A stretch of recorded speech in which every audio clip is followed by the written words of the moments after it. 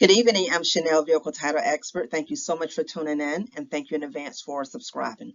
So, tonight I will be sharing some tips on getting your boat titled and registered in Virginia. Let me share that when it comes to getting your boat titled and registered in Virginia, you are going to be dealing with the Department of Game and Inland Fishery, or DGIF, and not the DMV. Now, there is a small exception when it comes to the DMV. That's only the registration portion, which I will go into details with in a few minutes. But aside from that, this process is at the level of DGIF and not the DMV. So please do not get that confused when you are handling boat title and registration matters in Virginia. Okay. The first thing you will want to keep in mind is to make sure you have the title and supporting documentation for your boat. Everything should be completed properly and in order so that you will not have any delays and or rejections. Okay, very important. Number two, and this is where I basically covered the exception, when it comes to dealing with the DMV. So the second tip here, number two, you can obtain a temporary registration from the DMV.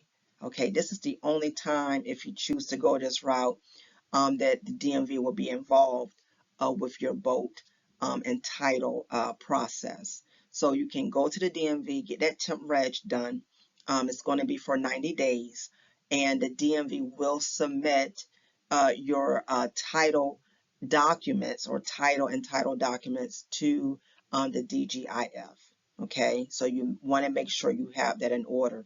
If you go to the DMV and you want a temporary registration, but you do not have the title and supporting documentation, you will be rejected and you will not be able to get that temporary registration. The purpose of the temporary registration is for Game and Fishery to have enough time to process your title and registration. And it's for 90 days, so that seems to be more than enough time for them to process your transaction unless they have some backlogs going on. Okay. The third tip you will want to keep in mind is the details of your vessel will determine and affect your registration. Let me explain. So, on your title application pertaining to your boat, there's different questions and different checklists you will want to keep in mind. What's the purpose of the boat? Is it for pleasure? Is it for commercial? Okay. What's the length of your boat? What are the materials for your boat? Is it inboard? What type of motor? Things of that nature. Those are some items that you will need to check off on your title work pertaining to your boat.